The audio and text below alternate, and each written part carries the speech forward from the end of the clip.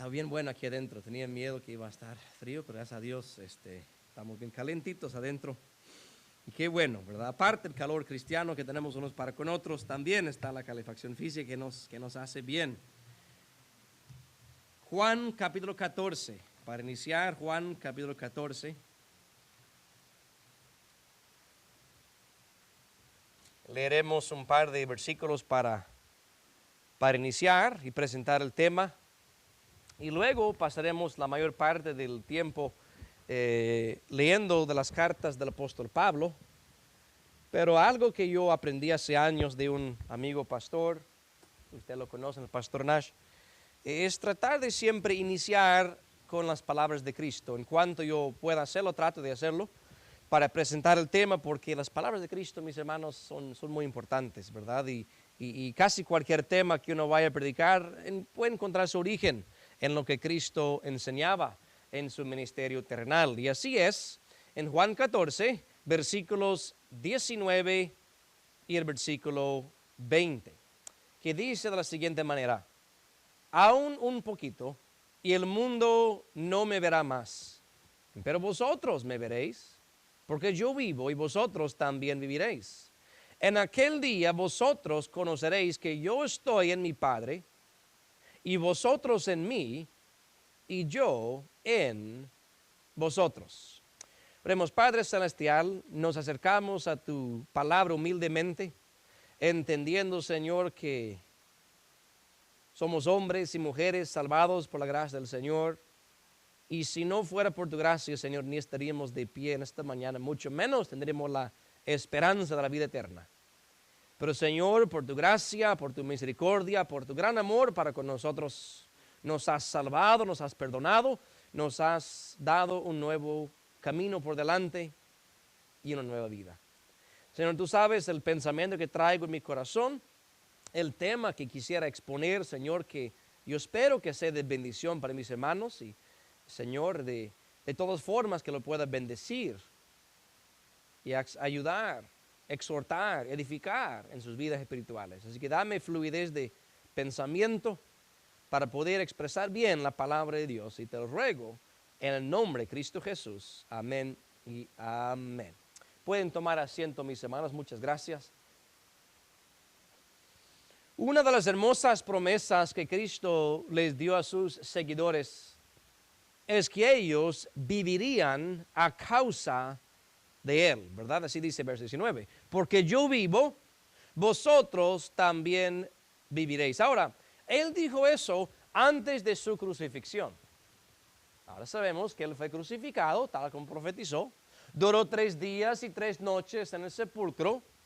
Y al tercer día Él resucitó de los muertos. Ustedes entienden que si no hubiera sido por esa maravillosa resurrección, nosotros no tendríamos ni esperanza, mucho menos garantía de la vida eterna. Porque Cristo es nuestra vida, es nuestra resurrección. Y si aún estuviera muerto Él, no habría esperanza para nosotros. Eso es lo que hace al cristianismo tan diferente que otras religiones. Puede haber religiones donde la conducta de uno es reformada y uno es buen ciudadano, pero su su fundador, la cabeza de su religión es un hombre o una mujer que falleció y no tiene la vida eterna. Sin embargo, el cristianismo, nosotros tenemos nuestra cabeza, nuestro fundador, que estuvo muerto, resucitó y vive en los siglos por los siglos. Y a causa de la vida de Él, nosotros también viviremos. Ahora, versículo 20 dice: en aquel día, vosotros conoceréis que yo estoy en mi Padre, y vosotros en mí, y yo en vosotros. Es interesante cómo Cristo describe la unidad que Él tendría con sus creyentes. Vosotros en mí y yo en vosotros. Y yo además estoy en mi Padre.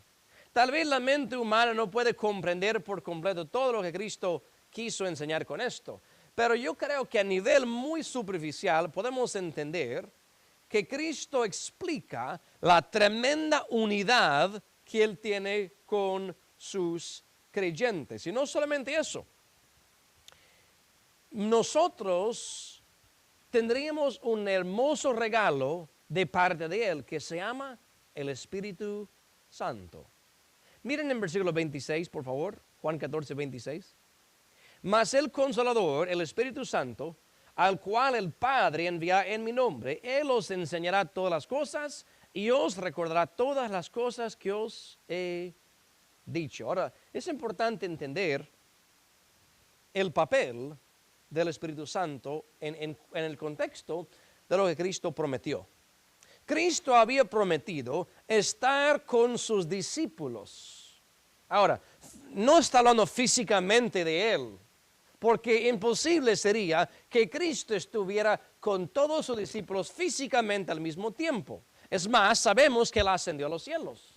Entonces, ¿de qué forma se cumple la promesa del Señor de estar continuamente con sus discípulos? Verso 26.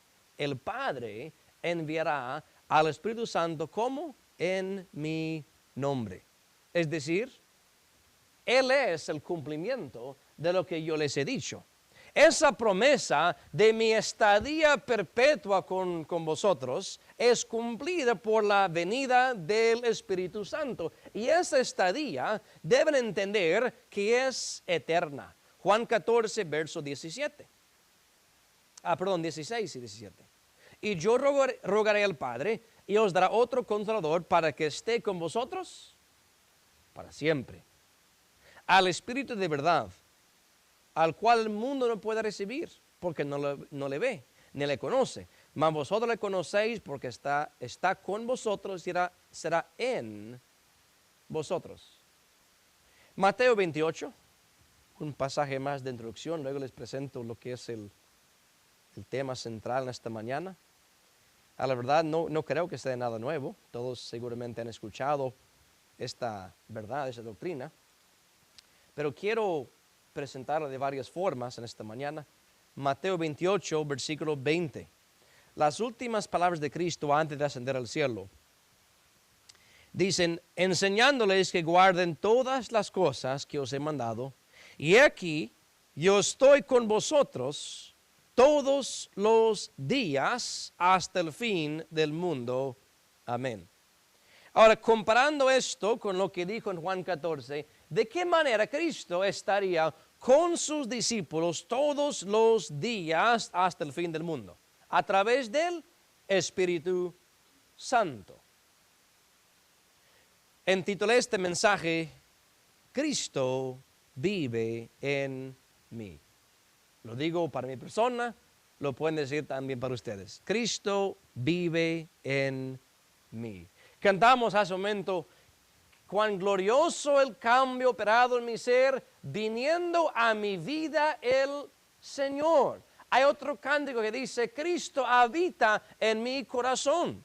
Punto es que los que compusieron esos himnos entendieron esta gran verdad, que Cristo primeramente presentó, y luego el apóstol Pablo lo presentó de una forma maravillosa a cada iglesia de lo que significa que Cristo mora en nosotros. El apóstol Pablo escribió a 7 iglesias diferentes, aparte de 3 individuos, Timoteo, Tito y Filemón, pero por lo menos a 7 iglesias que tenemos su epístola, y a cada iglesia mencionó este hecho, de que Cristo vive en nosotros, o que estamos en Él.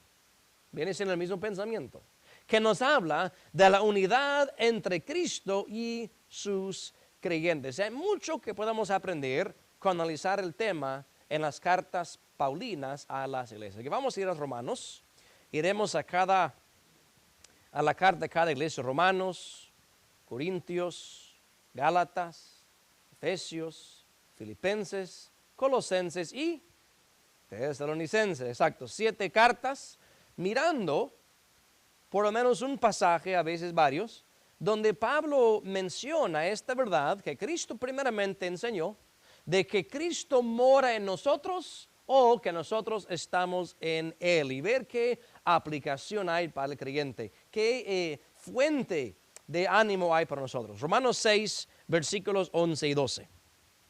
Dice, así también vosotros pensad que de cierto estáis muertos al pecado, mas vivos a Dios en Cristo Jesús, Señor nuestro. No reine pues el pecado en vuestro cuerpo mortal, para que le obedezcáis en sus concupiscencias.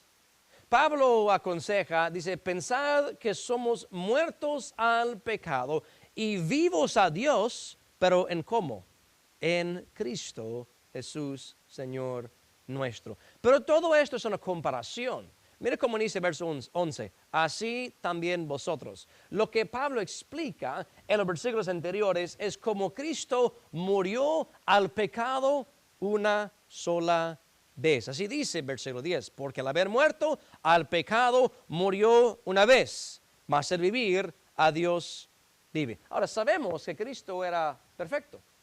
Así que cuando Pablo dice que Él murió por el pecado, no está hablando del pecado suyo, el pecado de Cristo, sino los pecados nuestros. Como dice el apóstol Pedro, Cristo cargó en su cuerpo nuestros pecados en el madero, en la cruz. Y en ese sentido, Cristo murió al pecado una vez.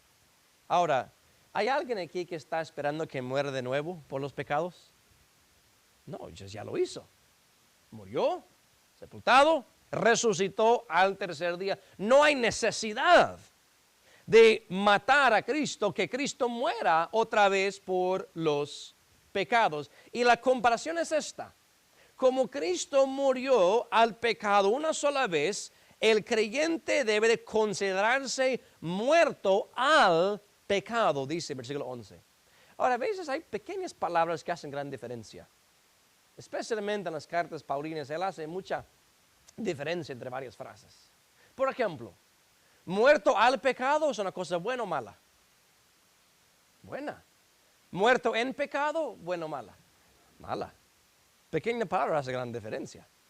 Nosotros éramos muertos en delitos y en pecados, mas Dios por su gran misericordia y por su mucho amor con que nos amó, nos vivificó, dice Pablo a los Efesios. Ahora, ya habiendo muerto al pecado, dice, pensad que de cierto estáis muertos al pecado. O sea, ya el pecado no tiene dominio en mi vida.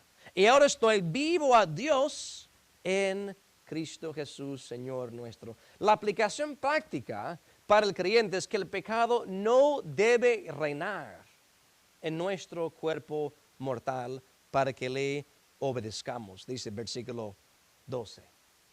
Cuando algo reina sobre otro, gobierna, manda, dice la palabra y uno tiene que cumplir. Imagínense, mis hermanos, Pablo dice, ustedes que son creyentes, antes eran muertos en pecados, ahora son muertos al pecado. Ahora están vivos en Dios. Y ese pecado que antes reinaba en tu vida, ese pecado que ponía la palabra y usted la ejecutaba, ahora consideran que son muertos al pecado y ni contemplen que el pecado es su señor, su dueño, para que ustedes obedezcan al pecado en sus deseos. Ahora, van a Romanos 8. Romanos 8. Así que Cristo vive en mí. Él es el nuevo Señor de mi vida. El Señor, el ex Señor, el pecado. Pero ya estoy muerto al pecado. Ya Cristo vive en mí. Y el Señor es muy diferente al Señor anterior. Romanos 8, verso 10. Empero si Cristo está en vosotros, el cuerpo, a la verdad, está muerto a causa del pecado, mas el espíritu vive a causa de la justicia. Ahora, el sentir aquí no es muerte física. No es que usted se salva y de repente se muere. No, no es así. Cuando habla de que el cuerpo, la verdad, está muerto a causa del pecado, mis hermanos, tenemos una carne pecaminosa. Una carne que se deleita en hacer maldad. Y el espíritu que ahora tenemos es lo que debe reinar en la vida de cada creyente, considerando que esa carne pecaminosa ya está muerta. Ya no tiene voz ni voto en mis acciones diarias. Pero todo eso Él lo dijo, pero primeramente dijo, empero si Cristo está en vosotros. O sea, si Cristo vive en ti, ya el cuerpo del pecado está muerto. No solamente eso, baja en el verso 12. Así que, hermanos, deudores somos, no a la carne, para que vivamos conforme a la carne. El hecho de que Cristo vive en mí nos hace deudores, pero no a la carne, sino al Espíritu. Los romanos deberían entender, por lo que Pablo escribió, que como Cristo vive en nosotros, el pecado no tiene dominio sobre nuestras vidas, excepto el poder que nosotros le damos.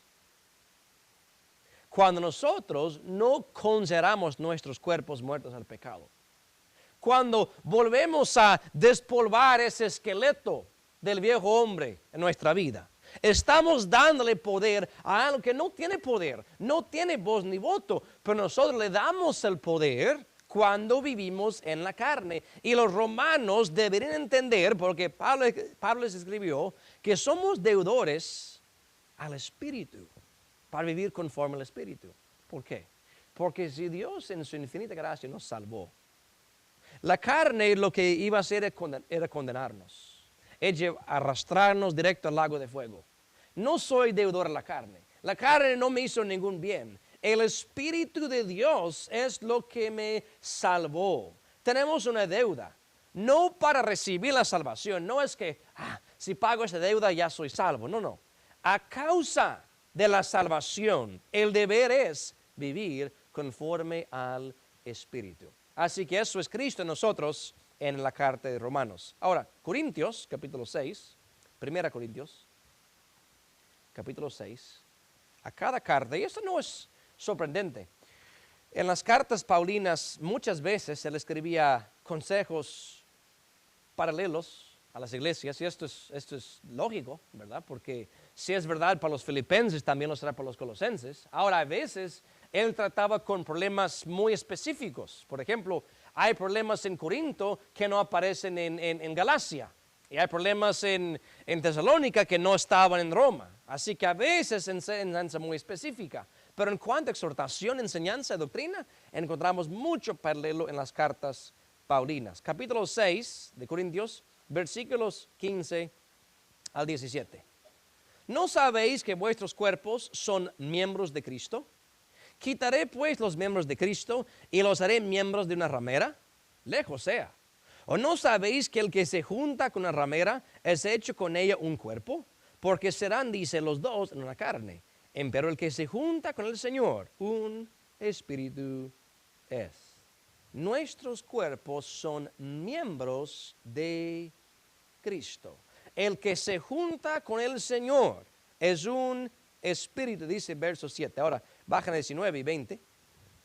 ¿O ignoráis que vuestro cuerpo es templo del Espíritu Santo, el cual está en vosotros? Eso es, Cristo vive en mí, el cual tenéis de Dios y que no sois vuestros, porque comprados sois por precio.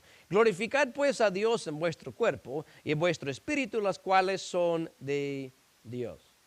Mi cuerpo es el templo del Espíritu Santo. El Espíritu Santo mora en mí. El Pablo escribió esto a los Corintios, capítulo 3 y capítulo 6 también. Ahora, ¿cuál era el propósito vamos a pensar en el tabernáculo del templo, de ese lugar santísimo donde estaba la presencia de Dios?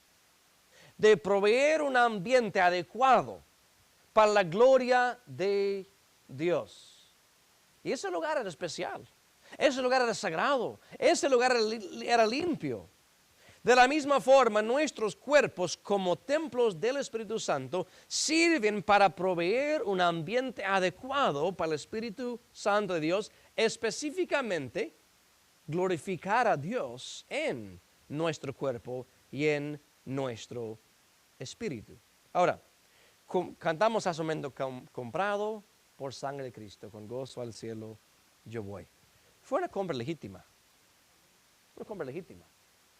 Derramó su sangre y así nos redimió, nos compró. Nadie puede decir, bueno, el Señor no me compró legítimamente. No.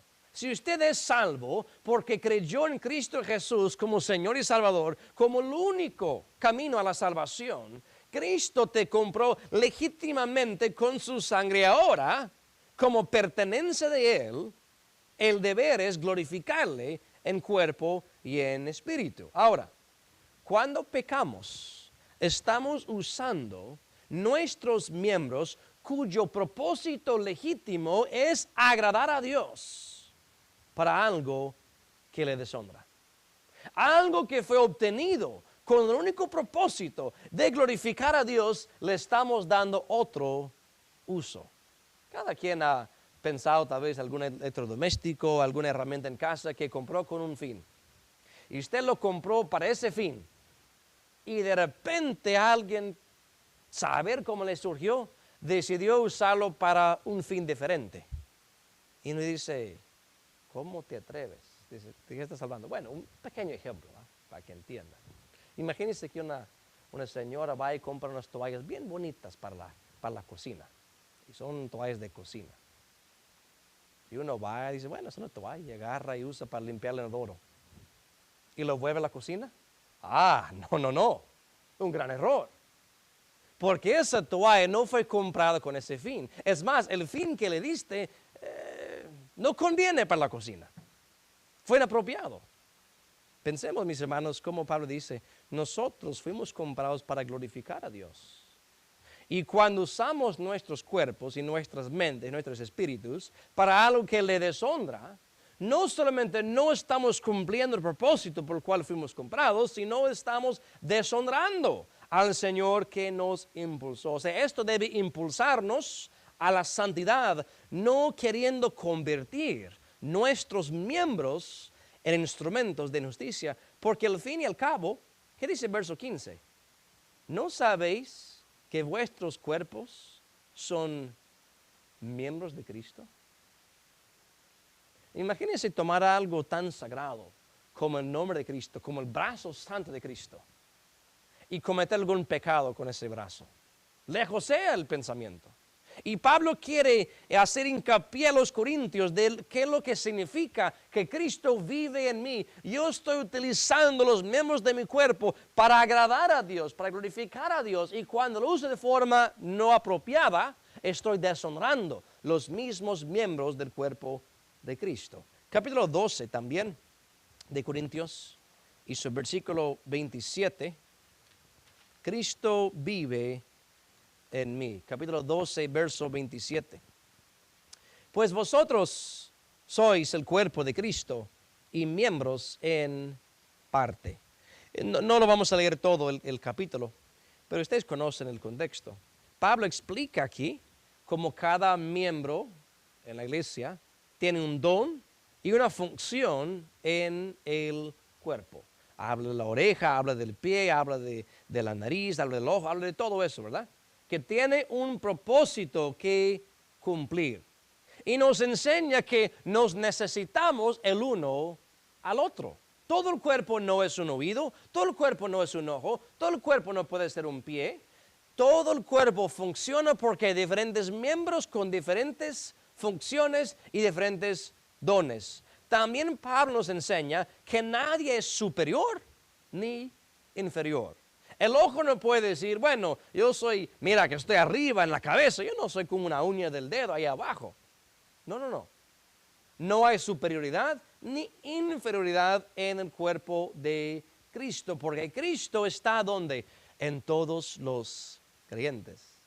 Ven, mis hermanos, que como esa gran verdad, Cristo vive en mí y Cristo vive en ti, puede hasta cambiar tu forma de mirar a tu hermano en Cristo.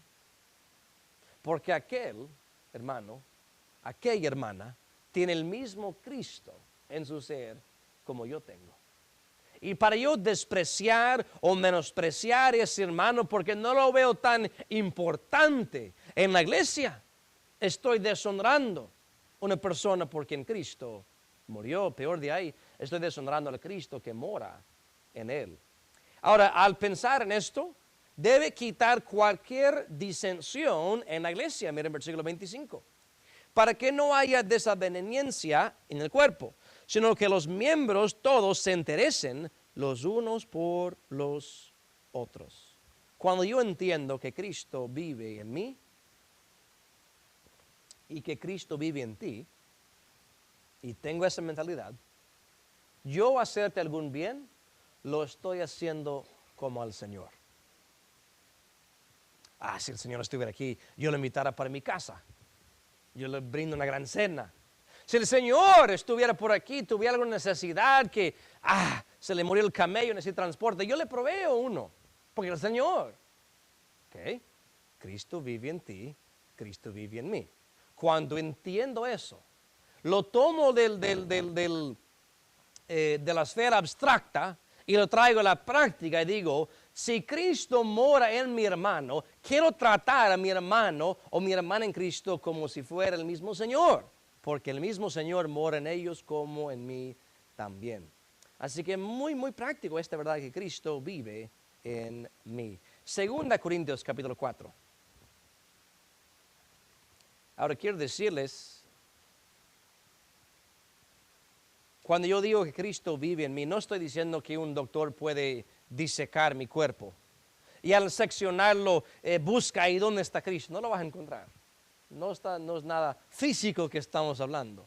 Ahora, es verdad.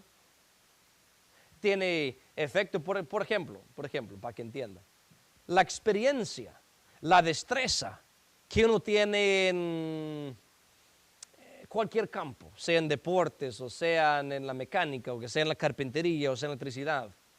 Eso tampoco se puede encontrar en el cuerpo de uno. Eso es algo en la mente, algo abstracto. Igual es la verdad que Cristo vive en mí. Aunque no es nada físico, es algo que sí se refleja en el cuerpo físico por las acciones. Y aquí encontramos en 2 Corintios capítulo 4, versículo 10. Llevando siempre por todas partes la muerte de Jesús en el cuerpo, para que también la vida de Jesús sea manifestada en nuestros cuerpos. La vida de Jesús puede ser manifestada en nuestro cuerpo. Esto sucede cuando uno retiene su fe y su testimonio en las circunstancias más adversas. Por ejemplo, versos 8 y 9 describe atribulados, en apuros, perseguidos, abatidos, todas cosas adversas.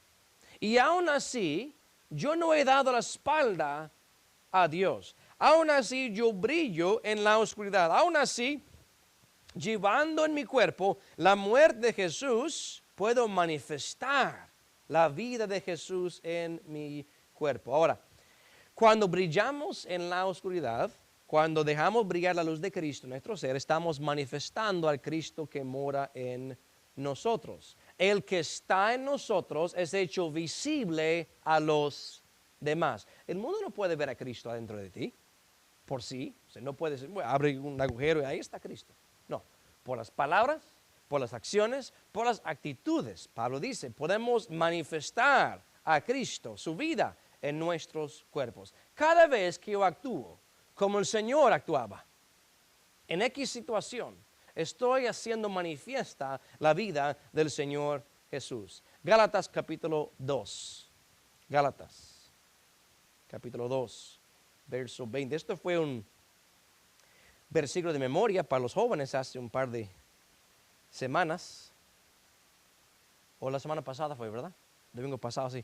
Gálatas 2, verso 20. Con Cristo estoy juntamente crucificado. Y vivo, no ya yo, mas vive Cristo en mí. Ahí está, Cristo vive en mí. Y lo que ahora vivo en la carne, lo vivo en la fe del Hijo de Dios, el cual me amó y se entregó a sí mismo por mí. ¿Qué significa esta primera parte de Cristo? Con Cristo estoy juntamente crucificado.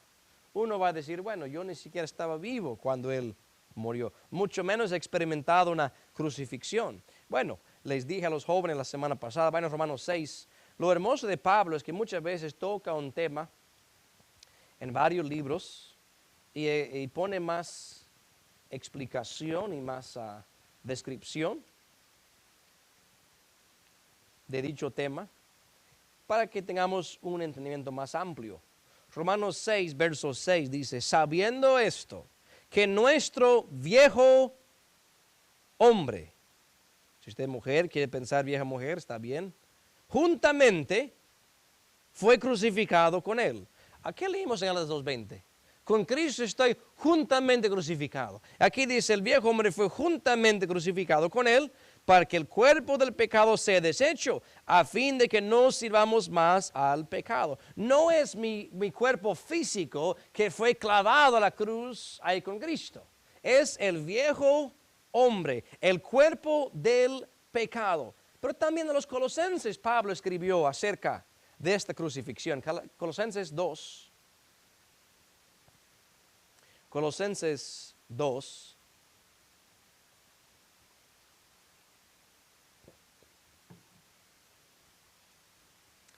Versículo 14. Rayando la célula de los ritos que nos era contraria, que era contra nosotros, quitándola de en medio y enclavándola en la cruz. ¿Qué es lo que fue crucificado juntamente con Cristo? El viejo hombre. Todos esos pecados en contra nuestro, aquello que nos condenaba, fue quitado de en medio y clavado en su cruz. Ahora, el mundo físico no lo vio. No es siquiera que los soldados romanos pusieron todos los pecados así como acusación. Lo único que decía, este Jesús de Nazaret, rey de los judíos. Pero no decía pecados míos y pecados suyos. Pero en los ojos de Dios, cuando Cristo fue crucificado, juntamente con él, nosotros, el viejo hombre, toda esa gran lista de pecados también fue crucificado. Voy a Gálatas 2:20, porque Cristo vive en mí, dice Pablo, y debido a eso, el viejo hombre es crucificado, pero no es que yo esté sin vida.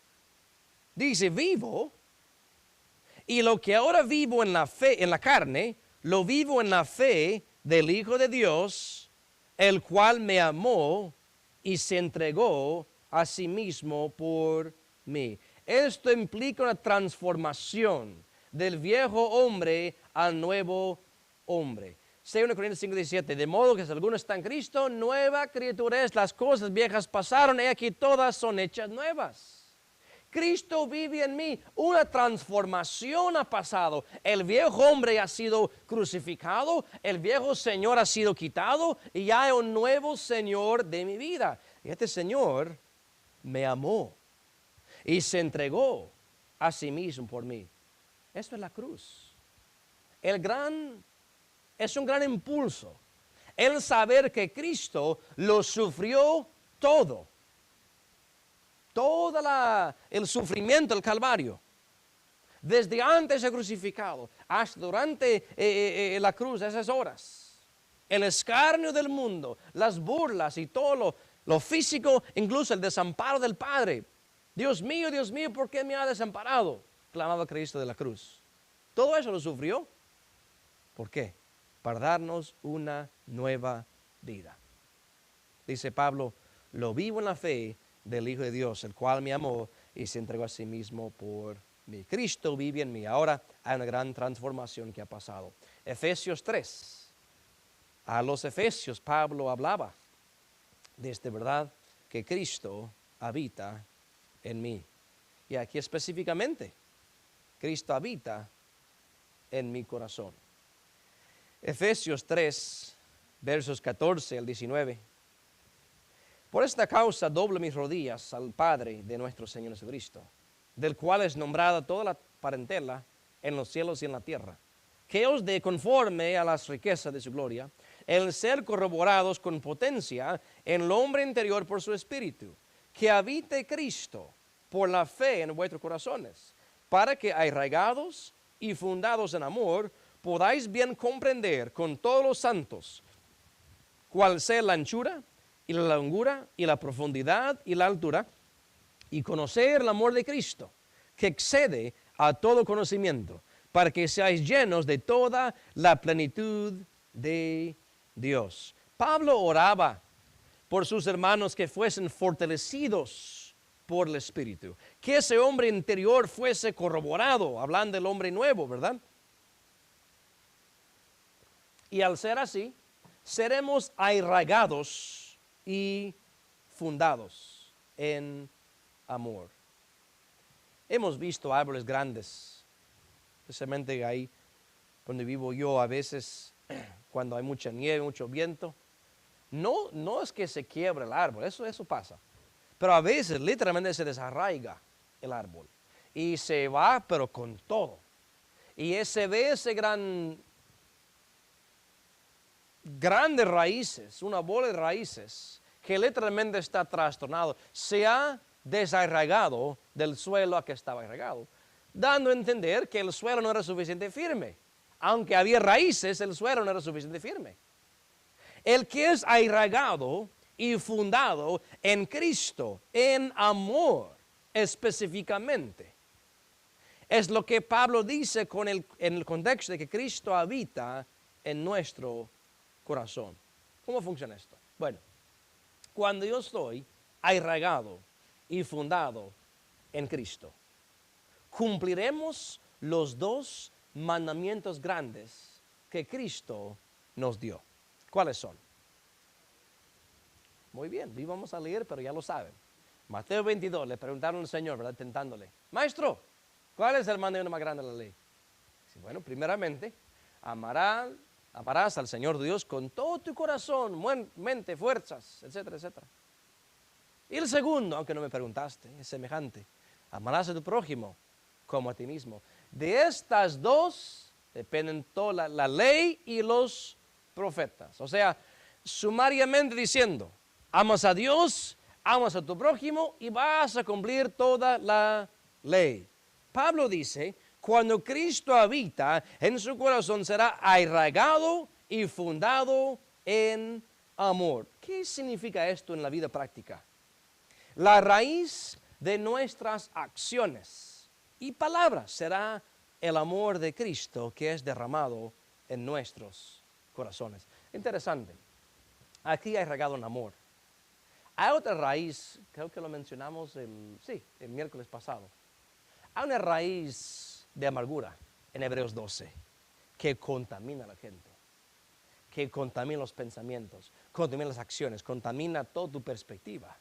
Esta raíz de amor es muy diferente, porque florece en acciones. El fruto que produce es el fruto del Espíritu, además. Es amor, es gozo, es paz, es todo lo que nos produce el Espíritu Santo. ¿Cuándo? Cuando Cristo habita en nuestro corazón.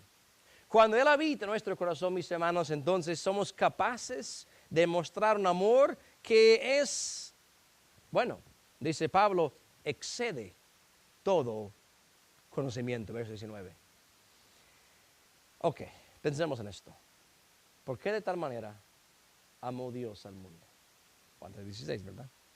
Pensamos, Romanos 5:8. Mas Dios muestra su amor para nosotros en que siendo aún pecadores. ¿Alguien puede explicar el amor de Dios para con un pecador? ¿Qué mérito hay en un pecador para que Dios lo ame? Si constantemente está en rebelión contra su ley. Y si el amor de Dios es capaz de amar a alguien sin mérito alguno, a alguien depravado, algún pecador lejos de Dios. Y ese mismo amor nosotros lo tenemos en nosotros. Cristo por la fe habita en nuestro corazón para que arraigados y fundados en amor, que mostremos ese amor. De modo, no cambiando la palabra, pero pensando en esto, usted y yo amamos al mundo de tal manera que hacemos esto y otro. Amar a esa persona, imposible. Esa persona busca mi contra, esa persona es perversa, esa persona... Ok, y así haremos nosotros también. Y Dios nos amó. Y ese amor que nos mostró habita en nosotros. Nuestras raíces van profundamente metidas en el amor de Cristo. Y si el mundo no lo entenderá, excede, sobrepasa todo conocimiento humano, para que seáis llenos de toda la plenitud de Dios. Yo creo que ningún hombre puede llegar ahí, en esta vida, de amar como Dios amó.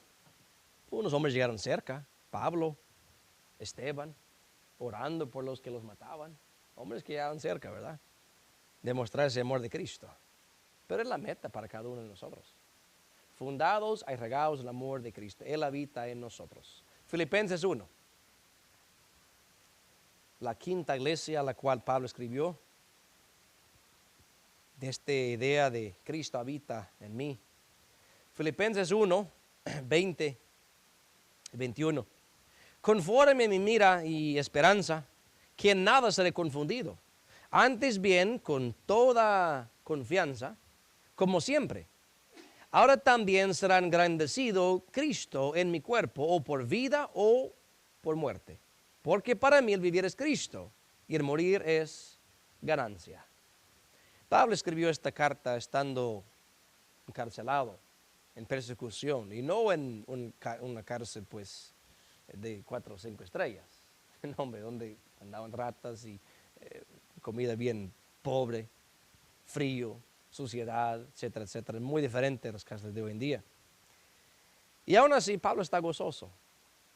Y Pablo, hablando francamente, dice, bueno, si me toca morir aquí, es Cristo. Perdón, es ganancia. Y si me toca vivir, es para Cristo.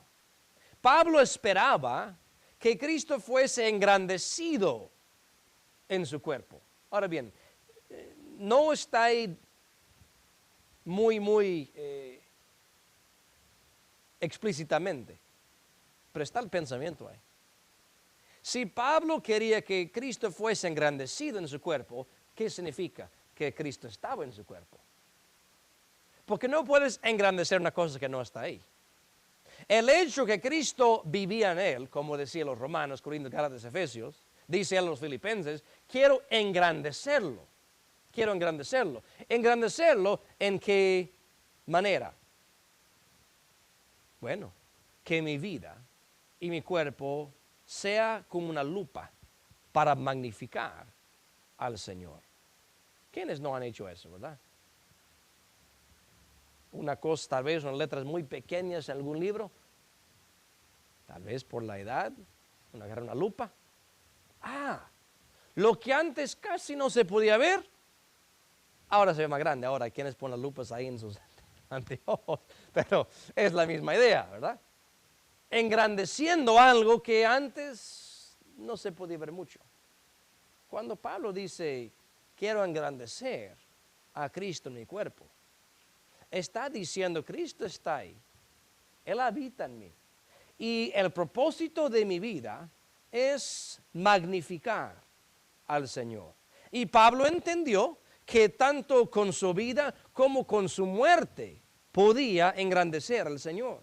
Una vida entregada al Señor lo magnifica, seguramente. Una vida en consagración al Señor lo magnifica. Igual que una vida de sufrimiento por la causa de Cristo. Él describe a los corintios. 3 veces fue azotado, apedreado, náufrago, en hambre, en peligros, en el otro. Todo lo sufrió por la causa de Cristo. Y ese sufrimiento redundaba en gloria al Señor. Y si a Pablo le tocaba morir por Cristo, él abrazaba esa posibilidad. Miren verso 23. Porque de ambas cosas estoy puesto en estrecho, teniendo deseo de ser desatado y estar con Cristo, lo cual es mucho mejor. Cuando Pablo decía, el vivir es Cristo y el morir es ganancia, la ganancia no era, bueno, ya estoy libre de aflicción en sí, sino yo voy a estar con Cristo. Desatado de este cuerpo carnal, desatado de este cuerpo pecaminoso, y pasaré a la presencia del Señor. Estaré con Cristo, que es mucho mejor. Y toda esta esperanza la tuvo, ¿por qué? Porque Cristo moraba en él. Colosenses 1. 2 iglesias más que recibieron enseñanza de Pablo, de esto, Cristo mora en mí. Colosenses 1, 27. A los cuales quiso Dios hacer notorias las riquezas de la gloria de este misterio entre los gentiles. que es Cristo en vosotros, la esperanza de gloria. Este misterio de los gentiles, es Cristo en vosotros la esperanza de gloria. Un misterio, mis hermanos, en la Biblia, es algo que en otro tiempo fue encubierto, en otro tiempo, y ahora ha sido revelado. En este sentido, es revelado por la predicación del Evangelio, donde tanto el judío como el gentil recibirán a Cristo y así recibir la esperanza de gloria. ¿Por qué?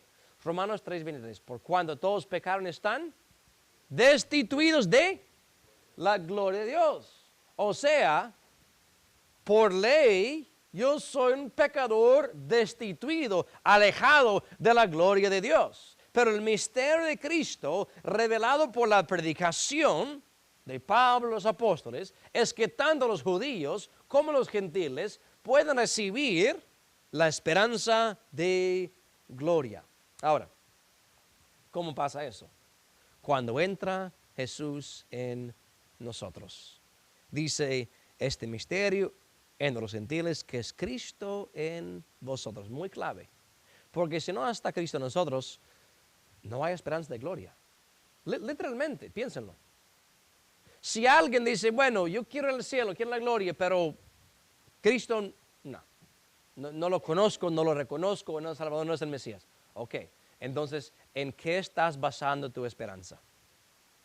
Porque únicamente los que tienen a Cristo en ellos tienen por sí la esperanza de gloria. Si Él fue tan claro cuando lo dijo, nadie viene al Padre sino por mí. Yo he dicho por años, ok, tú quieres ir al cielo sin Cristo. Tienes toda la intención, te mueres. Literalmente, sin exageración, ¿quién te va a levantar a los muertos? Ok. Si no aceptas a Cristo, no hay quien lo haga. Pero suponiendo que encontrará a alguien que lo haga, ¿quién te va a llevar al cielo? ¿Quién sabe dónde está ubicado el cielo?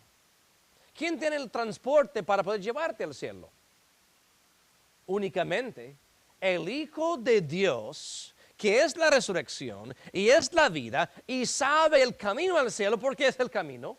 Es más, Él ascendió al cielo a la diestra del Padre. Es más, ha provisto un transporte, Él mismo lo dijo, lo vamos a ver en un momento, de cómo transportarte de esta tierra al cielo. O sea, el punto es, si Cristo no está en nosotros, no puede haber ninguna esperanza de gloria. Ahora, lo hermoso de esto es que lo que antes era una imposibilidad, la gloria de Dios para mí, imposible en mi estado de pecador, ahora es una esperanza y pronto será una realidad. La esperanza se vuelve realidad. Última iglesia, Tesalonicenses capítulo 4. Primera Tesalonicenses capítulo 4. Qué tremenda verdad de Cristo. Cristo dice, yo voy a morar en ustedes y ustedes en mí. Esto es una estadía perpetua. Para siempre. Durante esta vida y aún más allá de la muerte. Primera Tesalonicenses 4, versos 13 a 18.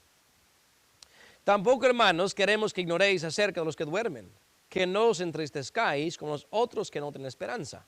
Porque si creemos que Jesús murió y resucitó, así también traerá Dios con él a los que durmieron en Jesús. Por lo cual os decimos esto en palabra del Señor, que nosotros que vivimos, que habremos quedado hasta la venida del Señor, no seremos delanteros a los que durmieron. Porque el mismo Señor, con aclamación, con voz de arcángel y con trompeta de Dios, descenderá del cielo, y los muertos en Cristo resucitarán primero. Luego nosotros, los que vivimos, los que quedamos, juntamente con ellos, seremos arrebatados en las nubes a recibir al Señor en el aire.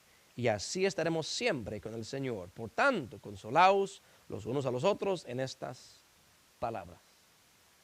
Pablo aquí informa y conforta a los hermanos que habían perdido a un ser querido a la muerte.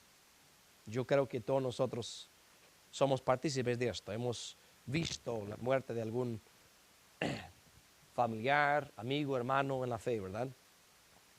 Y Pablo escribió para que no fuesen ignorantes acerca de lo que es su destino, ¿verdad?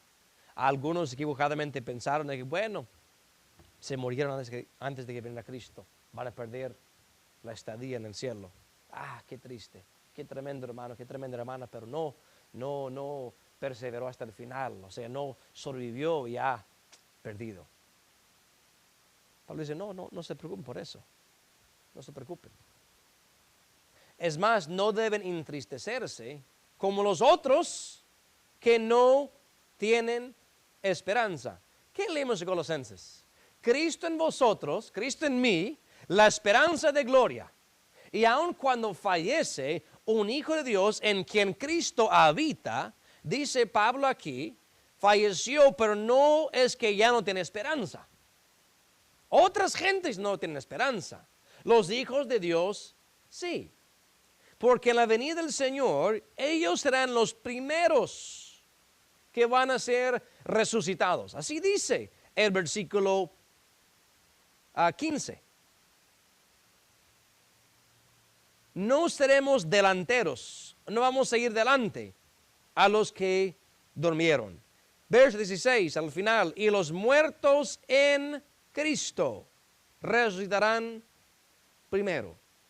Los que fallecieron con Cristo en ellos, Cristo vivió en ellos, se recibirán el privilegio de ser resucitados primero. Ahora bien, alguien va a decir, pero si eso pasa así, ¿qué ventaja hay con ser resucitado primero? Porque total es un milisegundo que estamos hablando. Hay una enseñanza ahí que a la verdad, ¿cuánto quiero decir? Solo les voy a dar un poco de aperitivo para que lo estudien en su propio tiempo. ¿Se recuerdan Mateo 27? Cuando Cristo murió y algunos fueron levantados de las tumbas y anduvieron por Jerusalén por varios días, y se supone que cuando Cristo ascendió a los cielos, ellos también fueron. Ellos resucitaron primero. Puede ser que esta resurrección que nos habla aquí, los muertos en Cristo, no sea un milisegundo antes que nosotros. Puede ser que sea un poco antes o mucho antes de los que van a ser arrebatados, con un propósito muy específico. Los de Mateo 27 se manifestaron a los que estaban en Jerusalén. Por ahí lo voy a dejar. Pero algo interesante en qué pensar. Punto es, los muertos en Cristo resucitan primero y luego nosotros. Bueno, ¿quiénes somos nosotros? Los que tenemos a Cristo en nosotros. Él habita en nosotros. Juntamente con ellos seremos arrebatados en las nubes a recibir al Señor en el aire. La hermosa verdad que hallamos aquí es que la persona en quien Cristo vive lo tiene por toda la vida. Y aún más allá de la muerte. Nunca habrá un momento cuando está fuera de la presencia del Señor. El momento en que veamos a Jesús cara a cara, nuestra fe se convertirá en realidad. Cristo vive en mí. No lo he visto. Pero un día, cuando Él venga, lo veré cara a cara. Y aquel que vive en mí, lo voy a conocer como un amigo. Como Moisés que hablaba con Dios, así. Lo conoceré en realidad. Lo que Pablo escribió a las 7 iglesias, desde Roma a Tesalónica, acerca de la morada de Jesús en nosotros, afecta, como ven, toda faceta de nuestra vida.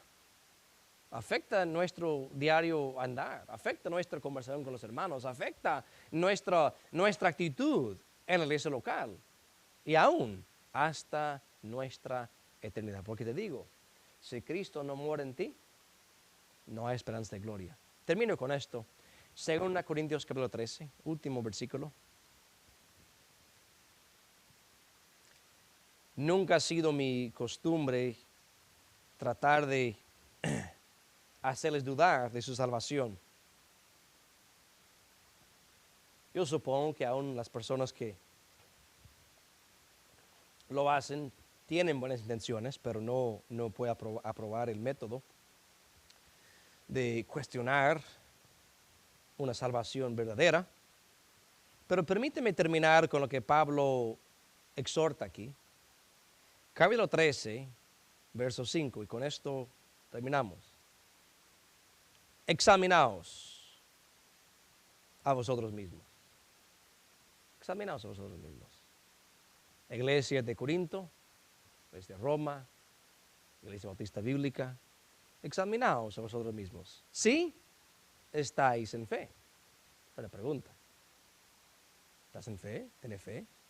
Hermano Jaime predicó el domingo pasado. Tremendo mensaje. 3 fundamentos de la fe. Confiar, creer y obedecer. Probaos a vosotros mismos. ¿No os conocéis a vosotros mismos que Jesucristo está en vosotros? Yo no puedo decir. No hacemos una fila aquí y cada uno pasa y yo tengo un detector de Cristo. Ok, este sí tiene, pase. Y otro. Es examinación quien la hace o quien debe hacerla. Pablo dice, examinaos a vosotros mismos. No el pastor, no el diácono, no el maestro, no su mamá, no su papá. Examinaos a vosotros mismos si estáis en fe. ¿No os conocéis a vosotros mismos que Jesucristo está en vosotros? Si Él está en ti, deberías saberlo. Debería manifestarse. Y termina. Si ya no sois reprobados. Tú no quieres eso. Nadie quiere ser reprobado. Pero si Cristo no está en ti, eres reprobado. Si Cristo no está en ti, no hay esperanza de gloria. Más vale que cuando te examines a ti mismo, que Cristo esté en ti. Mis hermanos, Cristo tiene una hermosa promesa que nos habló. Pablo lo amplificó tremendamente a las iglesias. Y la tarea de cada uno, examinarse, a ver si Cristo está en ti. Si no está en ti, no hay esperanza de gloria. Si está en ti, gócese y actúese de acuerdo a aquel que mora en ti. Oremos. Padre Celestial, gracias por esa hermosa verdad que tú instruiste a tus discípulos, de que tú estarías en ellos y ellos en ti. Y esto es para siempre.